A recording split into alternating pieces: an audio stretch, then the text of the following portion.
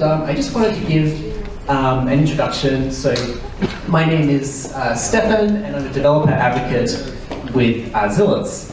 And so you may know us as the company behind the open source vector database Milvus.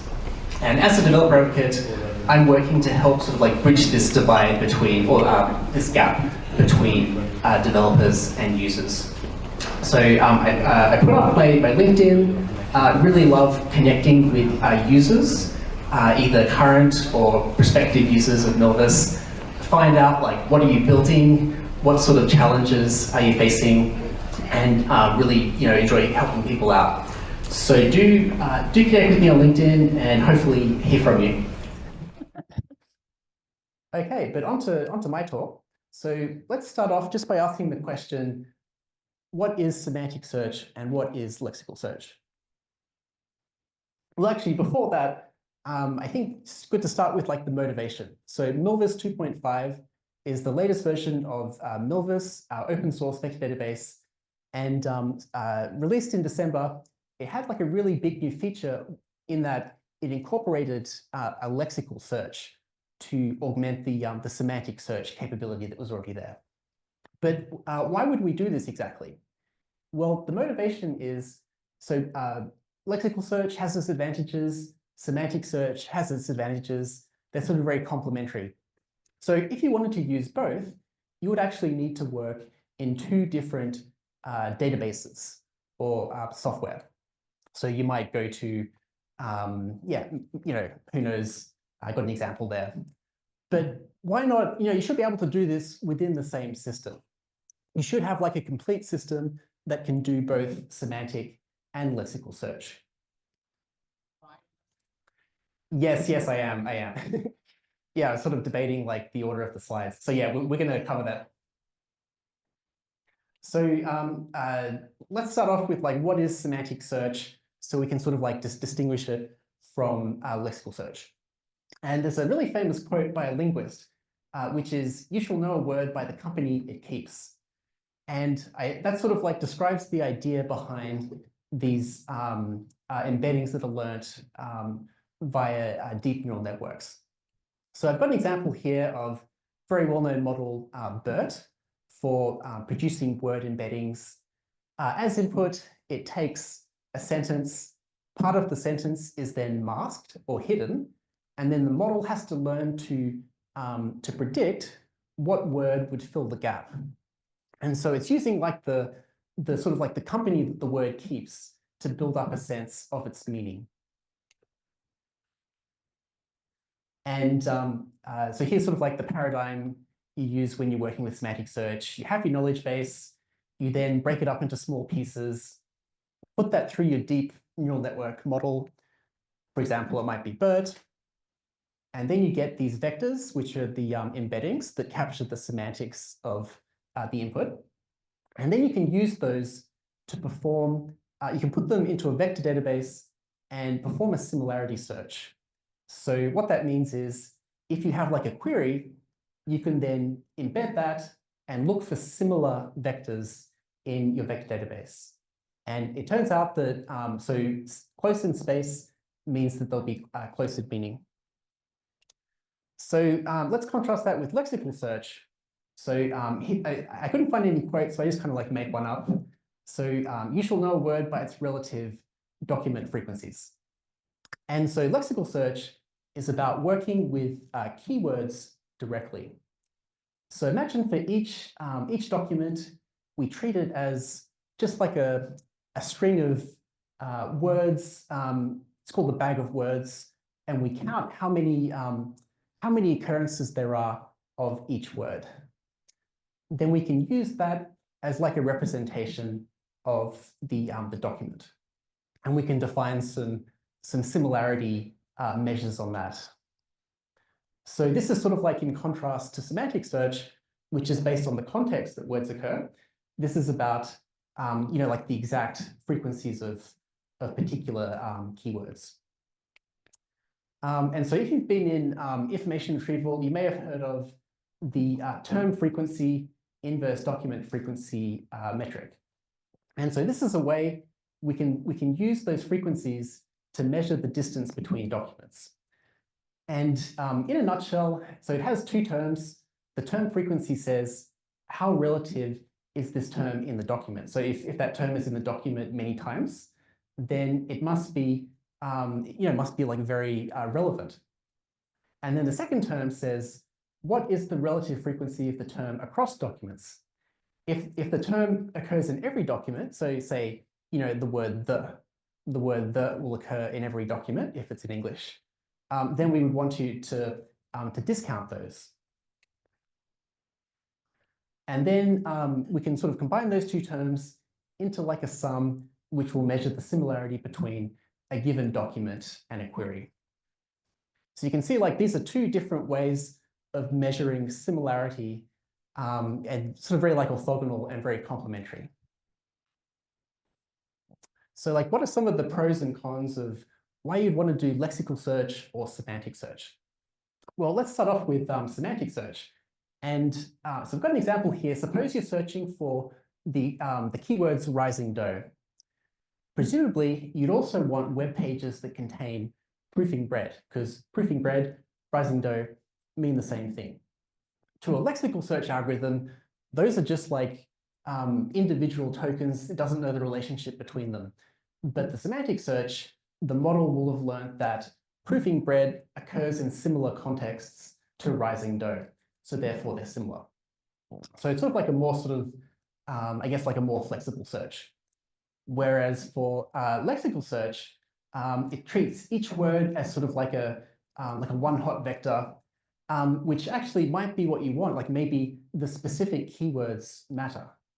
If you're doing a search for holidays in Paris, presumably presumably you're not also interested in holidays in Rome or Italy or France. So you can see like there are cases where you can see that semantic search provides advantages, other cases where lexical search provides advantages. So why not combine the two in a single system? Okay, so I wanted to show you some results here just to kind of like demonstrate that there are advantages to combining lexical and semantic search. So we did an experiment where we took a data set of source code. I think it was from Anthropic. We built up, built up a vector database from that. And then we searched, we had some test queries. And then we measured how many relevant items were in the top 5 that were retrieved. And we used a number of different search methods to compare. So we tried full text search. So that's another word for lexical search, just by itself. We tried semantic search just by itself.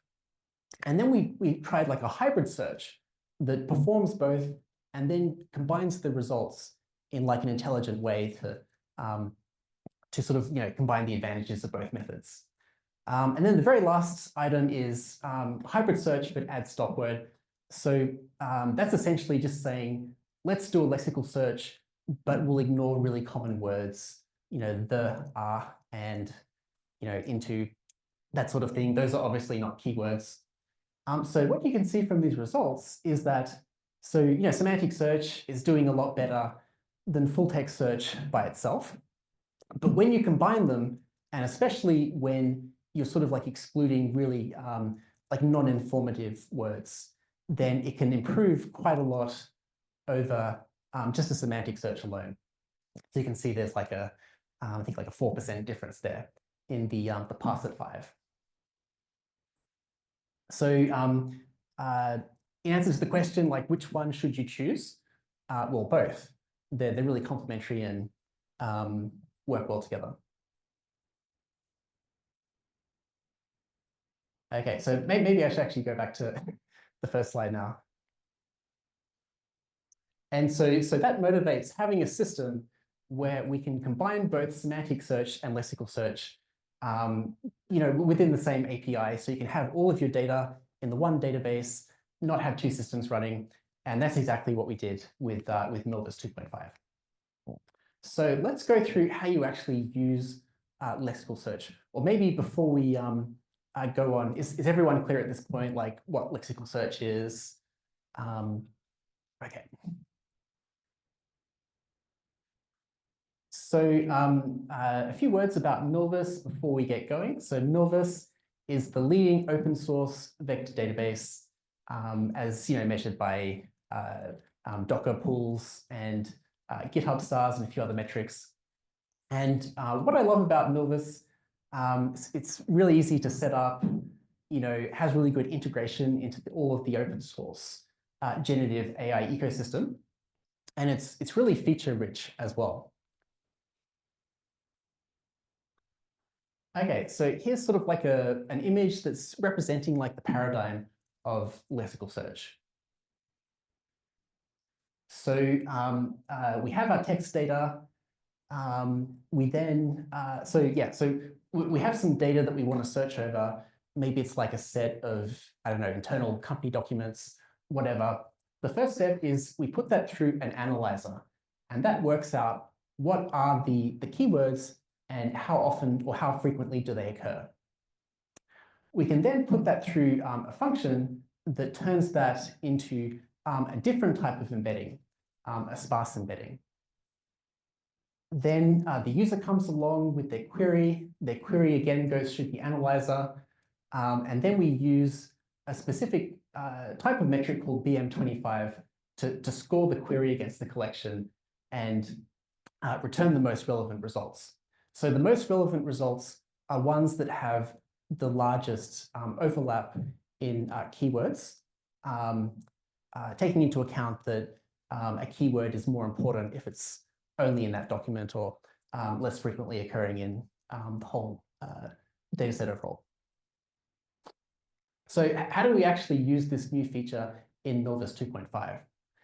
Well, it's very simple if you've used Milvus before, but if you haven't, don't worry, I'll sort of be going from scratch. So the first thing is you need to create the Milvus. So this is the Python SDK.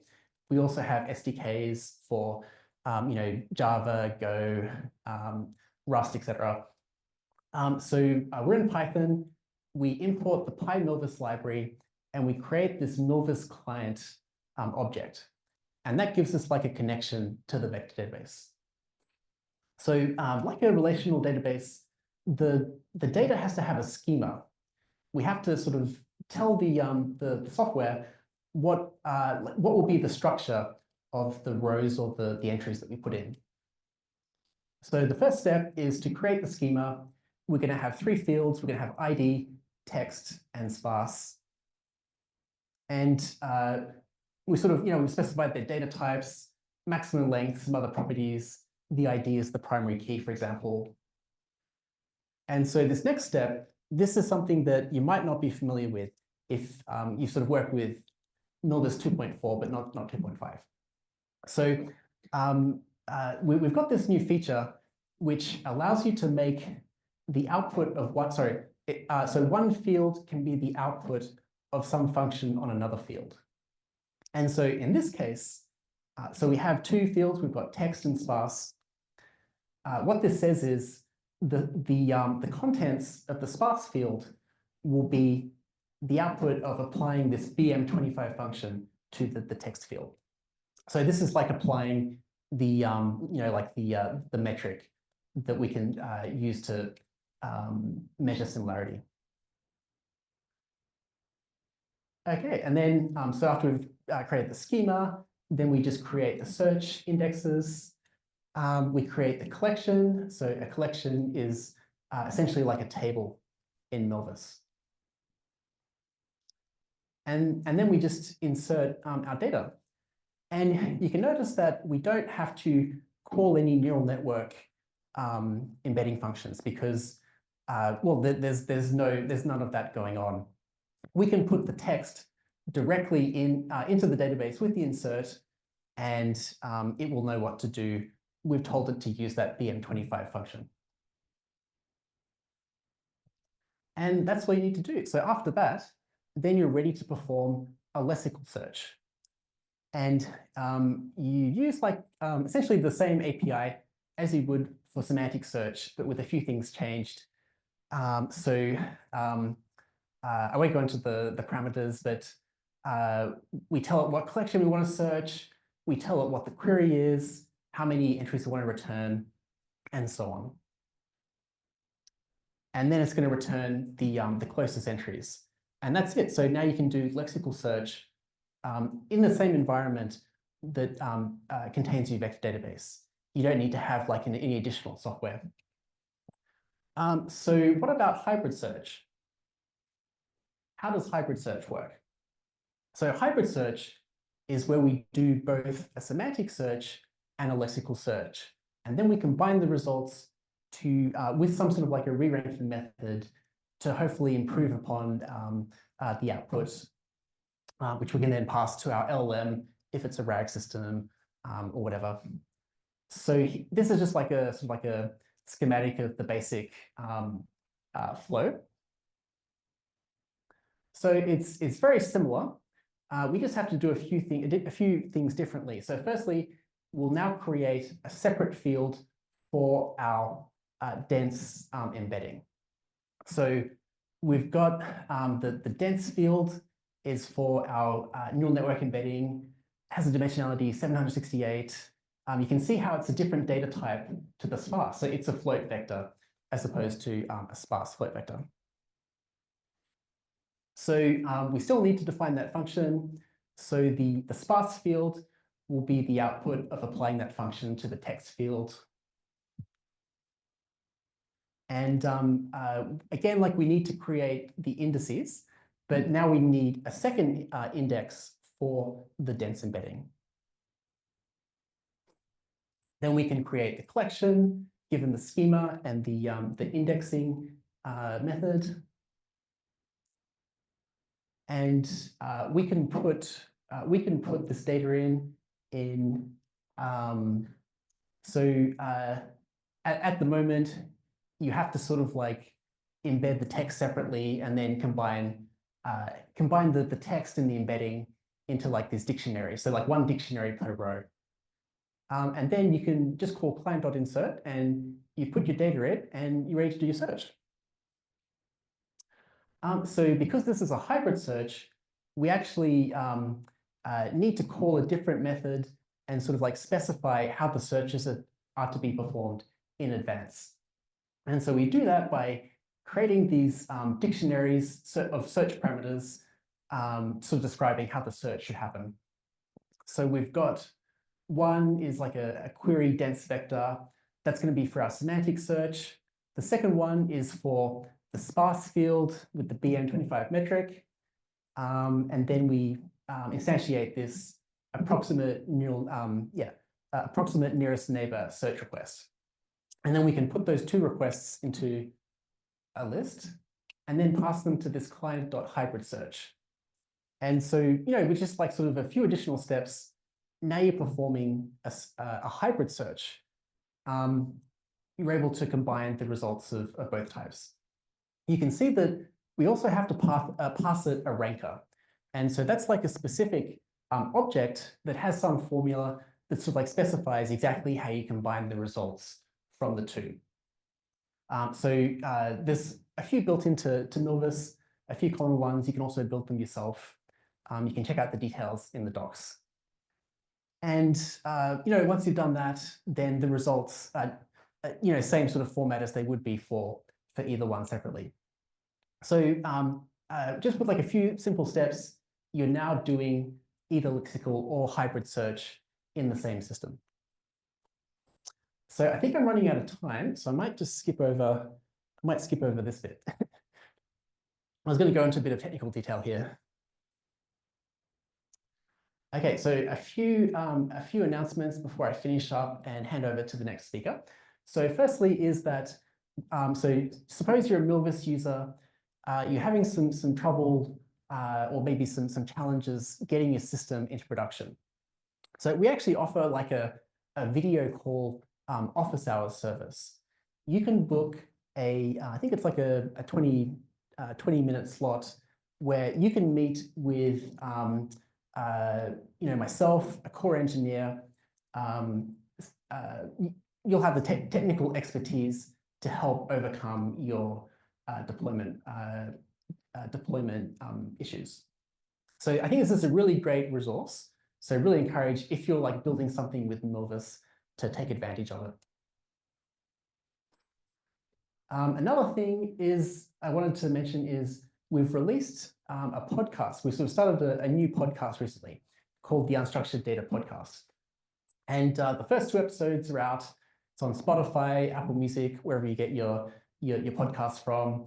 It's, I would say, sort of, more like sort of like casual, lighthearted banter, but, still like informative and educational too. So check it out. Good for listening to in the car on your way to work, that sort of thing. And one more thing to mention is, so the next event we'll be running will be more like a workshop. So this will be a workshop with Milvus, so us plus OpenAI. So it's on March 20 in Palo Alto, and the topic will be how to build agents. So this will be like a very hands-on, how do you actually build agents with our technology? So hope to see you there. I think it's gonna be really great.